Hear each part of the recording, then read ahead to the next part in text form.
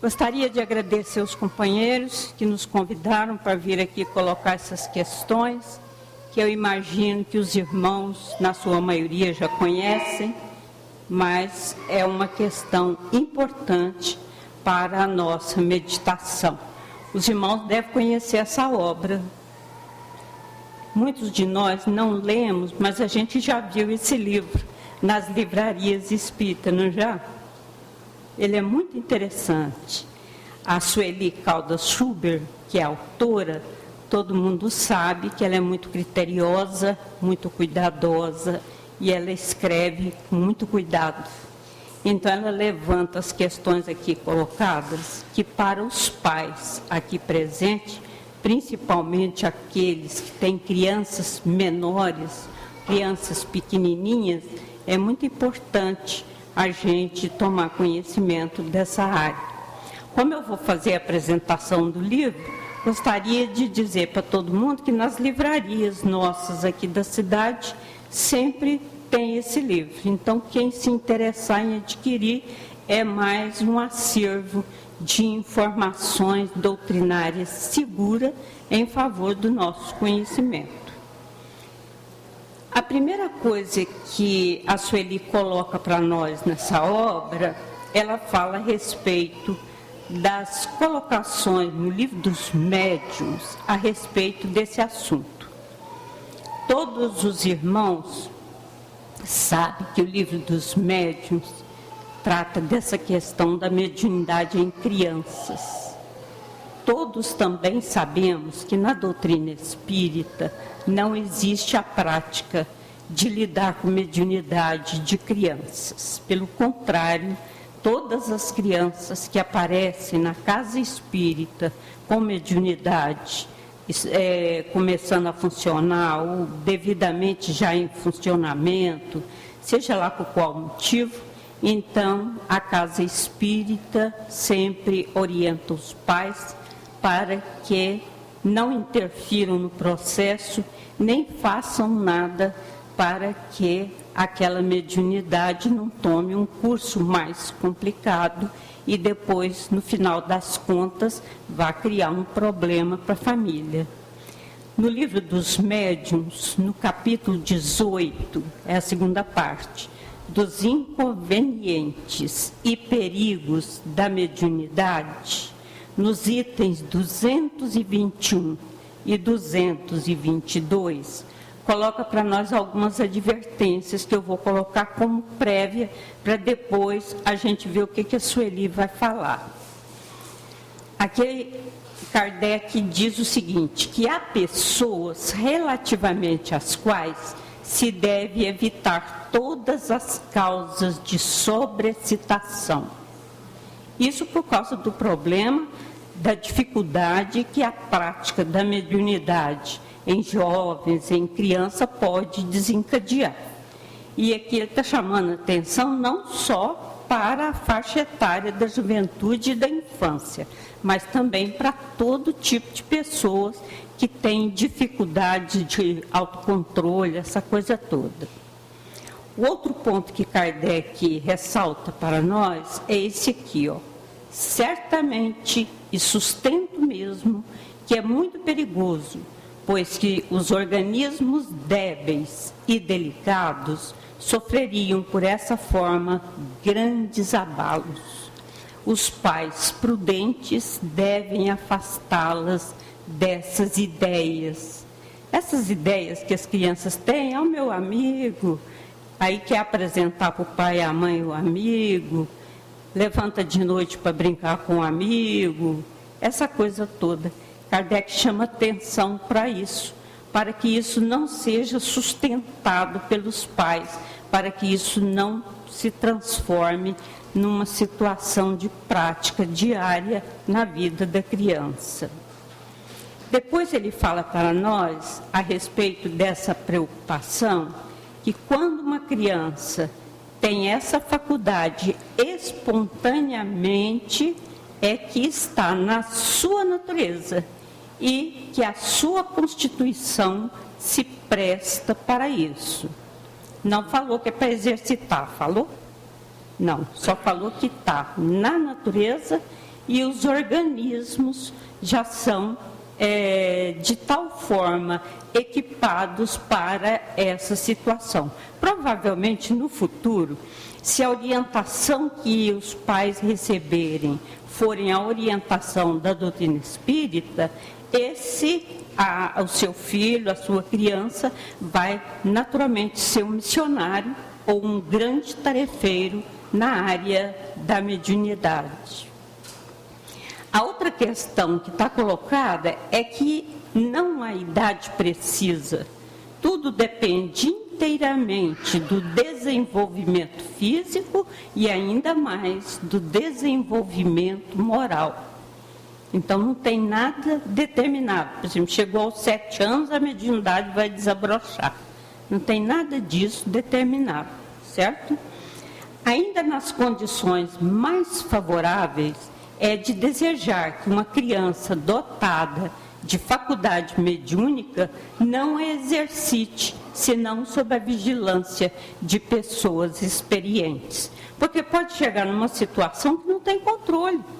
A coisa é tão evidente, a coisa acontece com tanta frequência e é tão incontrolado da parte dos pais que, de repente, a criança começa no exercício dessa coisa.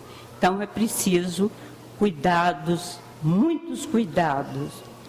Por último, nessa fala, Kardec diz para nós que com pessoas, não só crianças e jovens, mas com pessoas que têm tendência à ideia fixa, é dar outra diretriz às suas preocupações, a fim de lhe proporcionar repouso aos órgãos enfraquecidos. Então, vocês podem ver que do primeiro item até o último aqui colocado por Kardec no Livro dos Médiuns, a recomendação é constantemente desviar dessa coisa da prática da mediunidade na fase da infância e até mesmo da adolescência, porque o adolescente também ainda não está pronto para exercer a mediunidade, a não ser um caso excepcionalíssimo, como foi o caso do Chico Xavier, que com 5 anos de idade já tinha relacionamento com o espírito da mãe dele de maneira tranquila. Mas isso é uma exceção e todo mundo sabe daí para frente o que foi a vida do Chico Xavier relacionado com a questão da mediunidade. É uma excepcionalidade, certo? Será que pode acontecer excepcionalidade nos nossos lares? Claro que pode.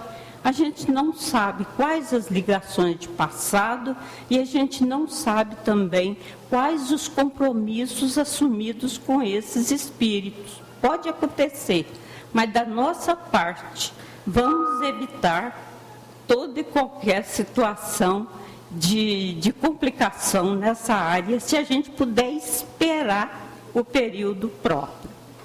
Então, meus irmãos, a questão aqui colocada é relacionada com o Livro dos Médiuns. Agora vejamos na fala da Sueli algumas questões dessa que ela aborda para nos orientar de maneira definitiva com relação a isso. Primeiramente, vou colocar para os irmãos que essa obra é publicada pela editora Didier. Em geral, a editora Didier é uma editora que atualmente edita quase todos os autores modernos do Espiritismo aqui para nós. E os assuntos que ela trata, vou fazer só uma referência bastante rápida. Ela vai falar sobre quem é a criança, ela vai falar sobre a programação espiritual do reencarnante, depois ela vai falar de processos kármicos, por que a criança sofre. Depois ela vai falar sobre a rejeição e aversão dos pais. Depois, explicando a mediunidade, mediunidade na infância e o amigo invisível, como proceder quando a criança é médium. Depois, o próximo item, que é consequência desse, obsessão. O que é? A obsessão na infância e por que ocorre. Depois, a criança obsediada. Como proceder? Depois, tendência ao suicídio na infância e também na adolescência, obsessão na família. Após a desencarnação, como ficam as crianças no mundo espiritual? Todos os irmãos sabem que esse assunto está desenvolvido lá no André Luiz, com bastante tranquilidade, a respeito daquela história do Júlio, aquele menininho que tinha um problema da garganta. Todo mundo está lembrado, não está? Depois, quem é o anjo de guarda?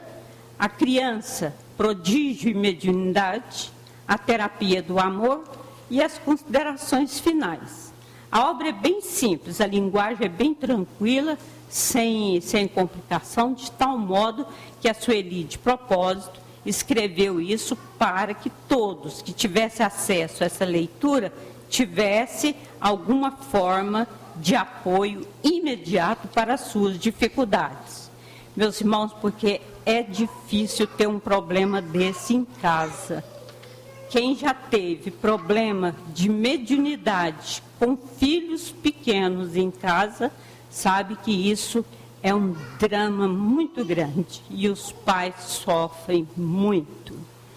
Primeira coisa que acontece, a criança parece que é cheia de nervosismo. Então, ela é altamente sobreexcitada.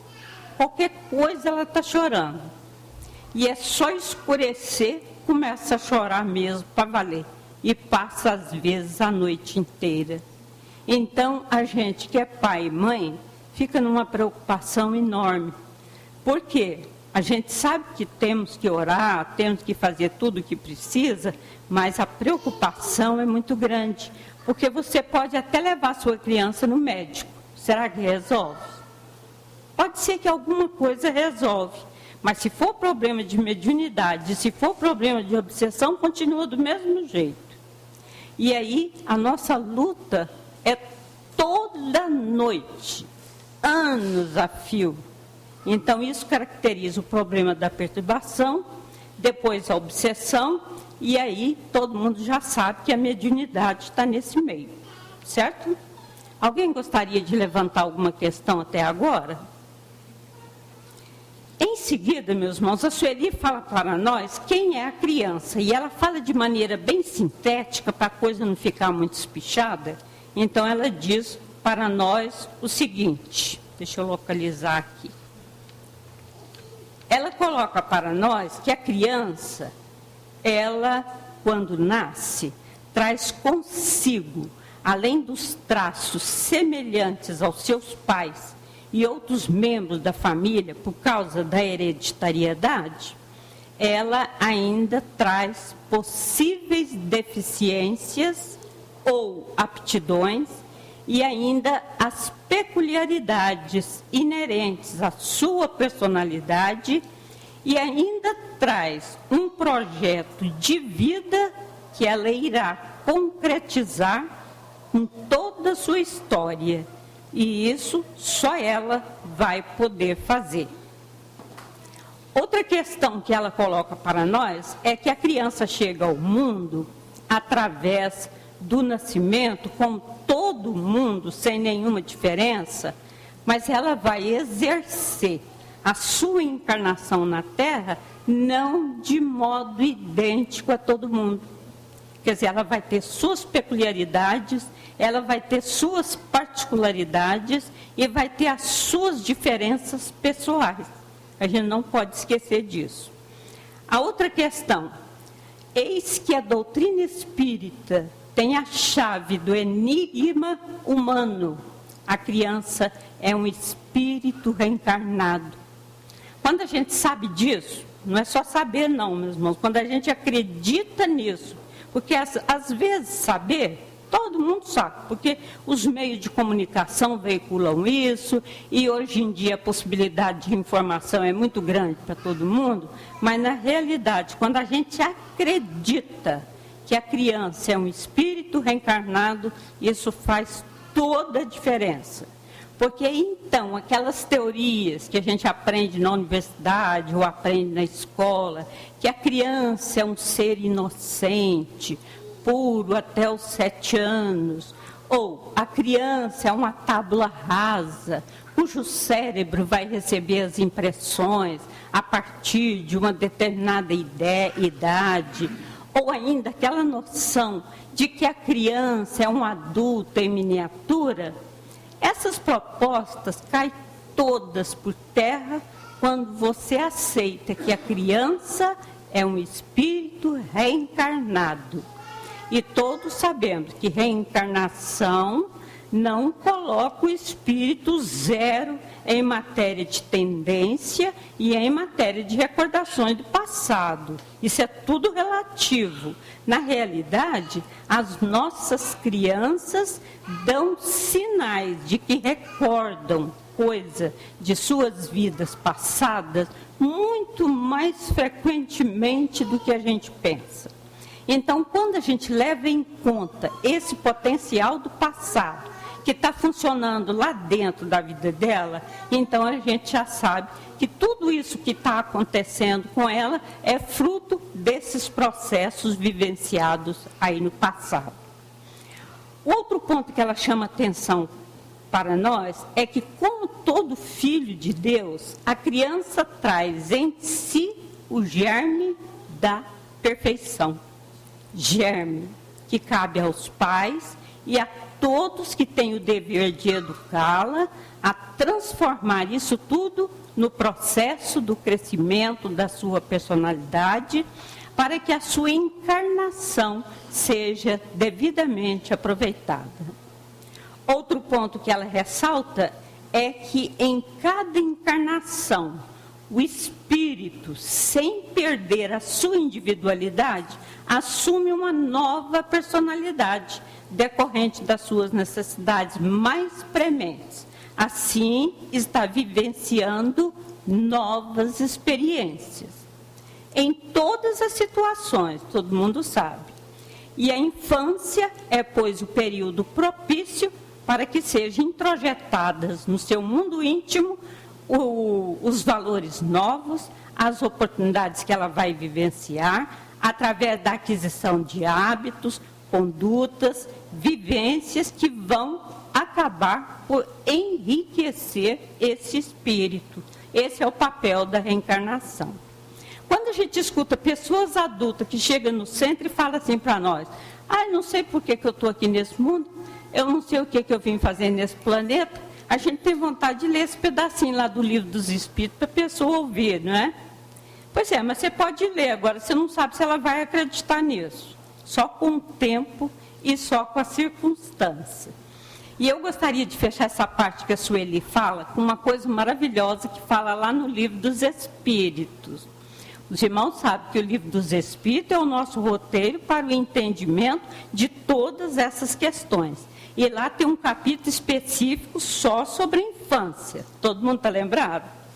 No fechamento desse capítulo, lá fala que a infância é um período de repouso para o espírito. Olha que maravilha, meus irmãos, quando a gente pensa o contrário. A gente acha que a criança, ela está chegando numa nova oportunidade para aprender muito, para adquirir muito conhecimento, para poder entrar no mundo do dia a dia que nós vivemos. A infância é um período de repouso para o espírito, não para ela descansar, mas para ela se esquecer do passado, se adaptar no corpo novo e prosseguir na sua luta evolutiva. Então, isso é o que a Sueli fala aqui nesse capítulo sobre a criança. Agora nós vamos direto lá para o outro capítulo, onde vai falar por que a criança sofre.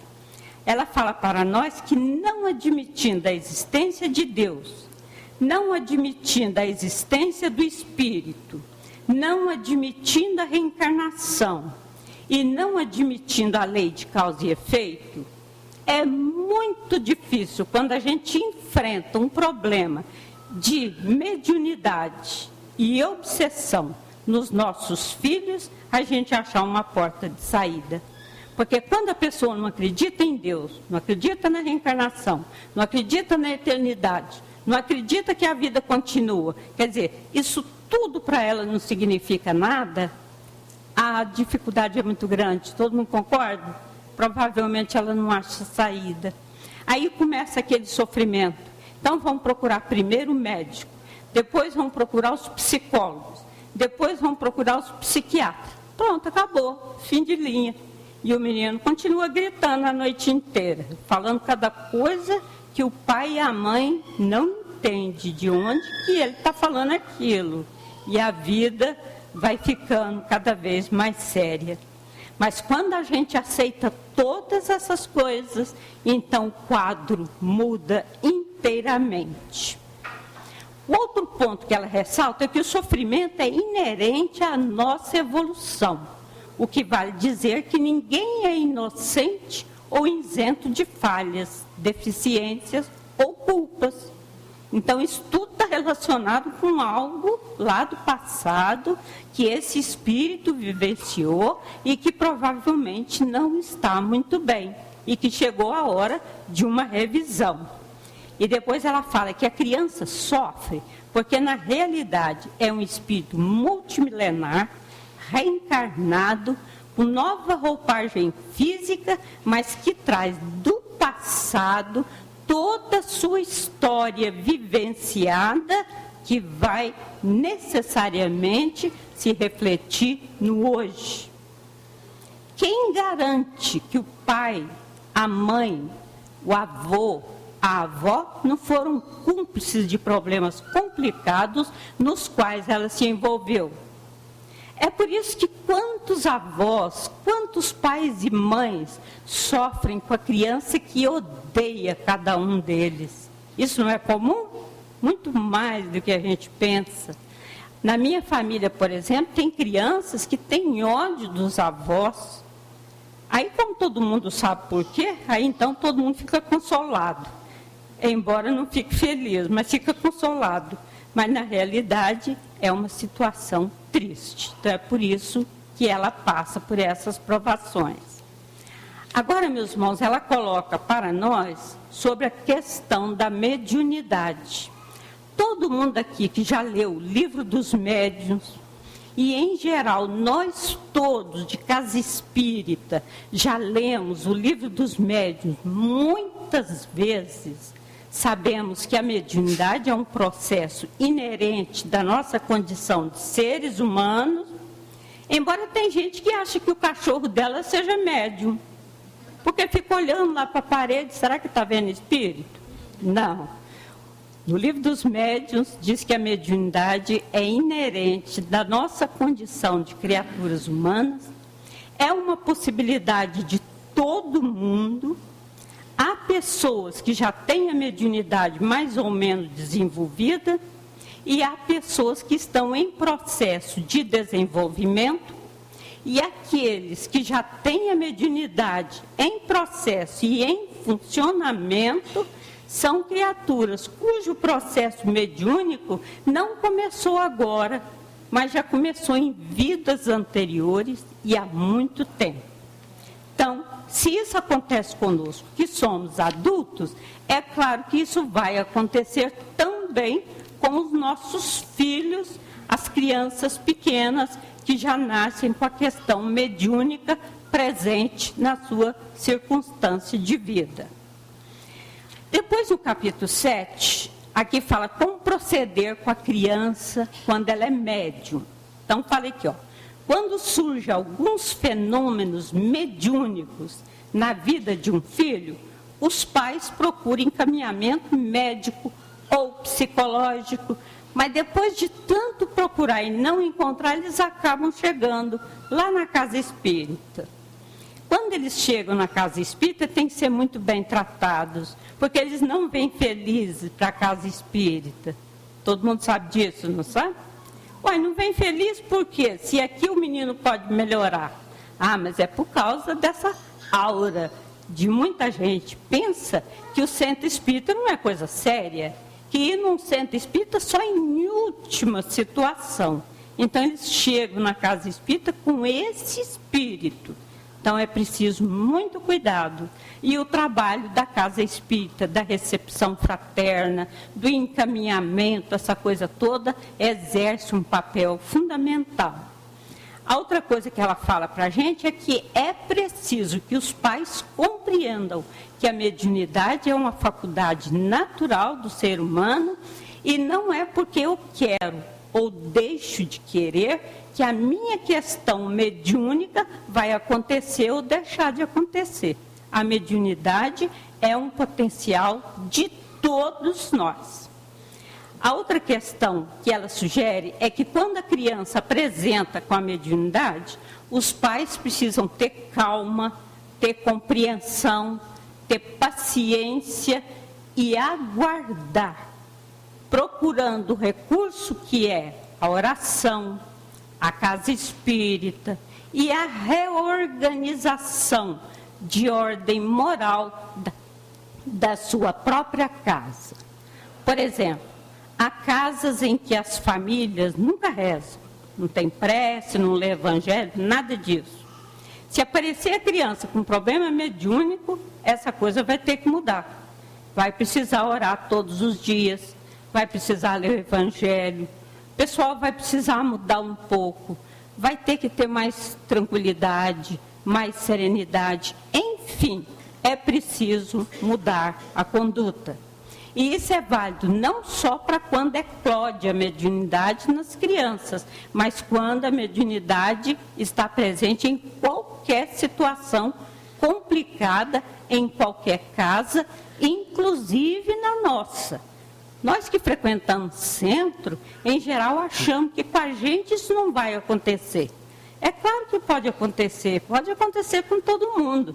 É uma situação natural. Eu não entendi, pode falar.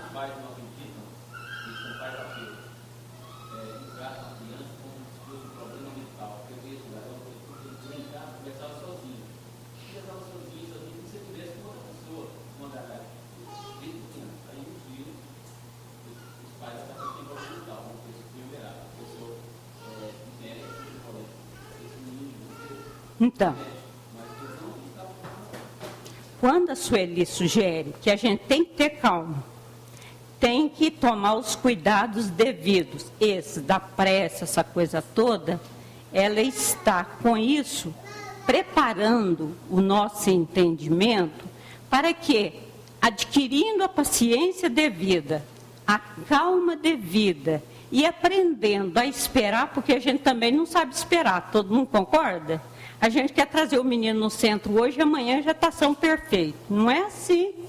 Então, há todo um processo e precisa esperar isso. Mas para que alguma coisa nesse particular aconteça, a família tem que toda estar unida, estar envolvida no processo do tratamento e da cura, porque o tratamento é o relacionamento do espírito, da criança, da entidade e nós. Nesse relacionamento acontece o processo da harmonização. E provavelmente é nessa situação que vai haver a solução, ou a chamada cura, que só Deus sabe a hora exata disso acontecer. Então ela fala aqui que a criança que apresenta questões de mediunidade precisa ser trazida ao centro espírita para a evangelização infantil.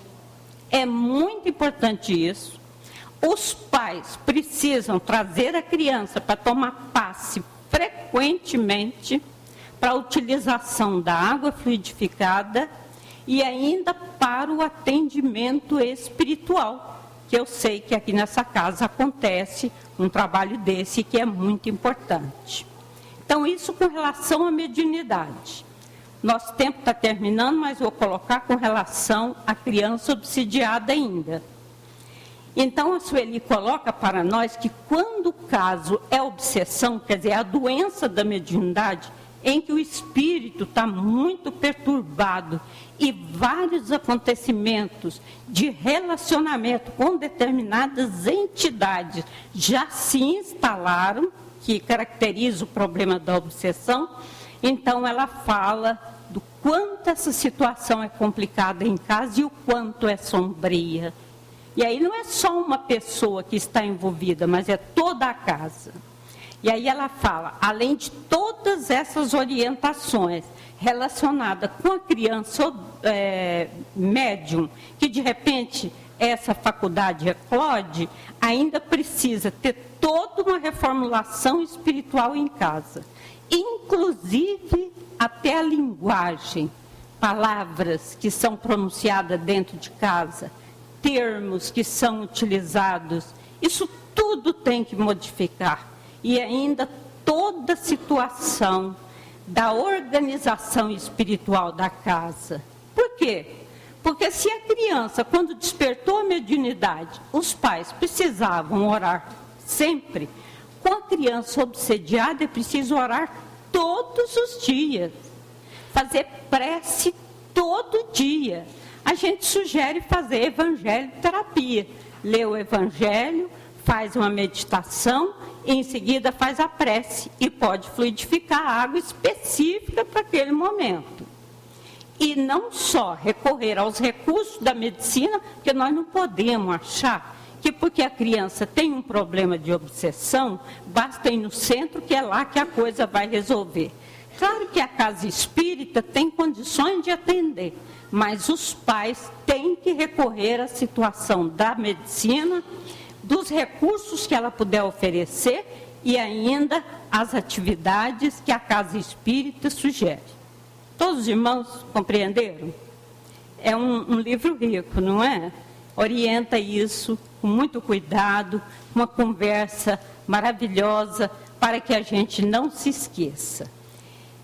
Seria bom que a gente tivesse mais tempo, mas eu sei que o período aqui de exposição é curto. Gostaria de encerrar com uma fala daquele espírito, Rabindranath Tagore, pela mediunidade do Divaldo Pereira Franco, que ele mandou uma mensagem intitulada Criança. Quando acariciais o teu filho, agradas a ele ou te conforta a ti? Quando o teu pequeno rei chora e o repreendes, identificas a sua lágrima ou te preocupas com o teu silêncio? Quando teu filho sonha, podes imaginar o país por onde ele viaja nas asas do sono? Saberá alguém o que pensa